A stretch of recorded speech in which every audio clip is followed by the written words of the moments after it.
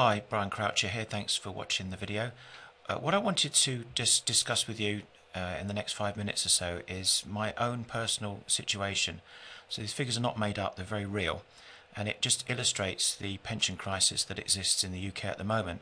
So the figures are taken from my own recent pension statement, which is dated 31st of December 2010, and the sum total of my pension pot, that includes the protected rights and the unprotected rights, comes to a massive £57,100. Now the good news is, according to my illustration here, is that when I retire on the 30th of January 2019, I will receive the amazing income of £197 a month. So when I got that statement, I was none too chuffed, and I really started to think, oh my goodness, what am I really going to do if I come to retire, because I can't live on that sort of income. So what I did was I embarked on a big internet search, looking at all the different opportunities that existed for SIPP, that's self-invested personal pension plans, and what you could actually put your SIPP into. And what I discovered was that one particular project stood out head and shoulders above all the rest. And this is what I am investing my own pension into now. I'm in the process of transferring my SIPP from my current scheme into this one. So this is not made up, this is exactly what I'm doing, and I want to go through the exact numbers with you right now. What I'm doing is transferring my pension pot into a studio apartment, which is off plan. That means it's not built yet, but it will be finished in 2 years, and it's in the Dominican Republic, which is in the Caribbean. A particular deal I've got at the moment is that the developer's list price is £200,000, but the purchase price is £125,000. Now that is quite significant in terms of a price reduction, but it's also got a lot of significance when it comes to how the deal is packaged and financed. The terms are that I need to find a 30% deposit, and that needs to be payable in the next 90 days. And on completion, the developer is guaranteeing 90% LTV, that stands for loan to value funding, guaranteed when the property is completed. So that will be 70% of the £200,000, which is the value as opposed to the purchase price. And on completion, the income from the property, you can either opt for a 2-year, 5-year or 10-year guaranteed income scheme, which the developer will pay to you. And it's guaranteed as well, so up to 10 years guaranteed income from the property. So just to recap, the developer funding is not the same as in the UK, where the mortgages are based upon the lower of the purchase price or the valuation. Here, the developer is guaranteeing 70% loan to value funding. So in this particular case, it's 70% of £200,000, which is £140,000. Now compare that to the purchase price of £125,000. Now what that means is that you'll be able to fund this purchase entirely using the developer funding. You will not need to leave any of your own money into the deal.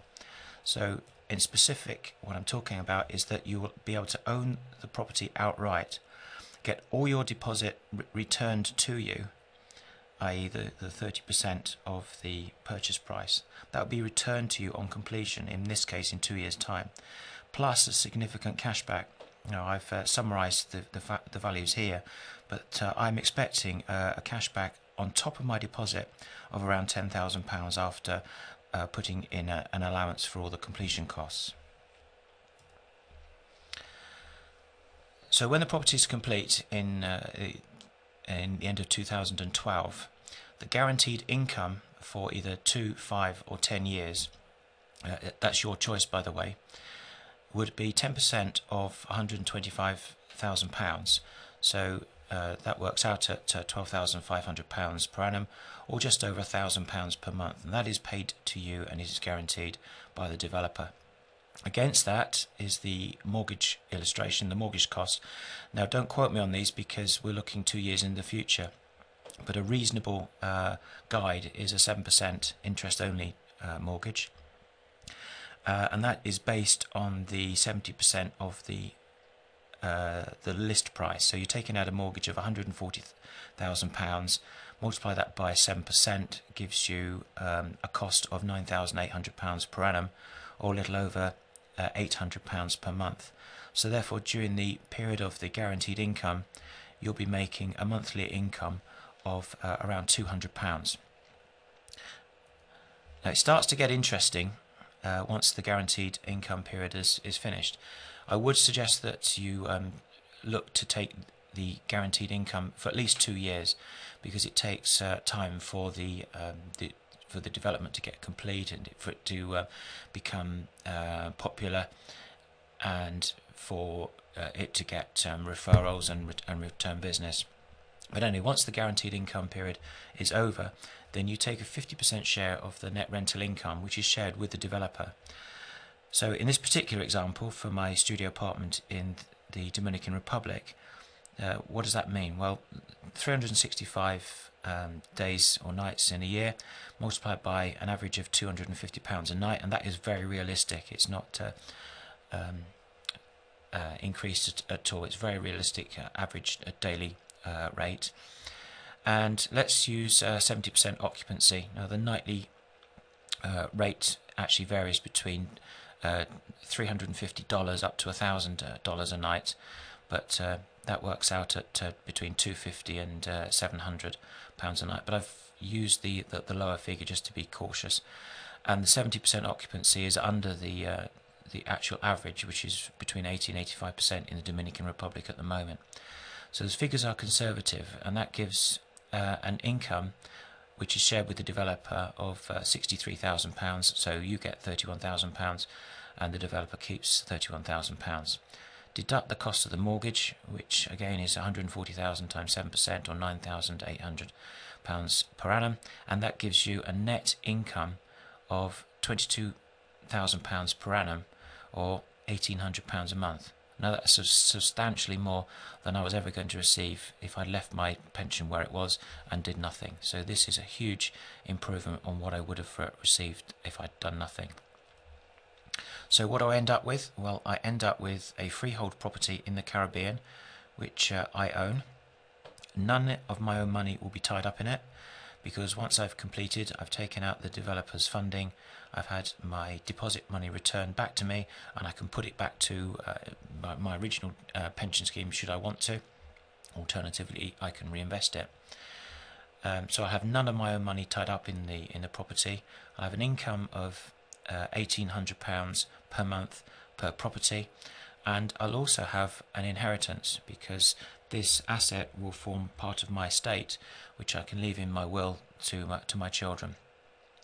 Now, because you get your deposit money back, there's also an opportunity here to reinvest it should you so choose, and it's a way of building up a significant passive income through reinvesting the deposit money. So you use the same money over and over again to buy, in theory, as many properties as you want. In my particular case, I intend to buy 3 in different resorts, and to build up a passive income of between £5,000 and £6,000 per month, which is more than I need for when I retire. So this, to me, gives me hope. By doing nothing and leaving my money in my pension plan where it is at the moment, gives me no hope whatsoever. So this gives me hope, and this is what I'm doing. So who is this ideal for? Well, people like me, concerned about our future retirement income.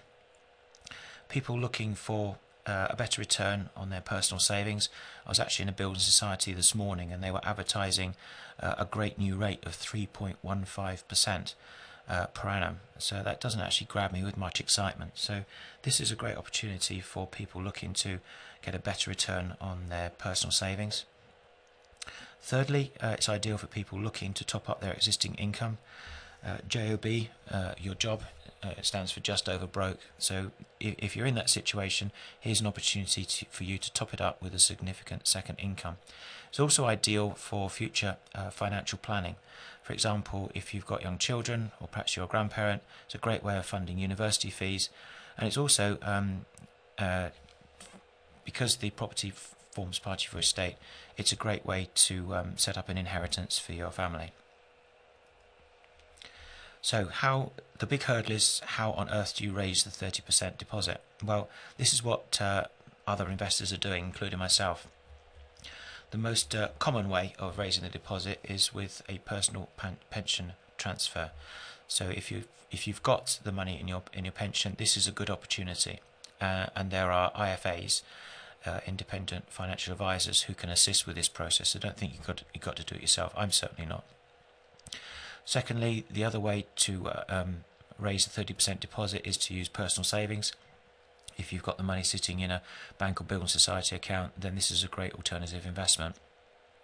Or thirdly, the other route is the secured or unsecured loan route. Now, in this situation, the developer will actually pay the interest on a monthly basis until the property is completed at whatever APR, that's annual percentage rate, you're able to get.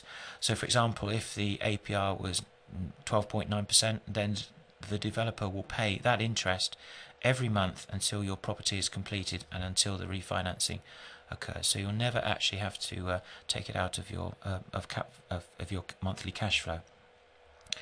Now, this is not free money, I'm afraid. It is capitalised. That means it's added to the purchase price, but it is a very good way of actually funding this during the build period of typically 2 to 3 years. So what action do you need to take? Well, the first step that you need to do is download the free guide. It's one I've written, and it's been published in Your Property Network, which is a monthly magazine for property professionals. Just click on the link, enter your email address, and download it. It's completely free, and it's a guide to the do's and don'ts. So I titled it The 7 Keys to Successful Overseas Property Investment. Have a look, have a read, and come back to me and tell me what you think. Thanks very much for listening, and I wish you successful investing.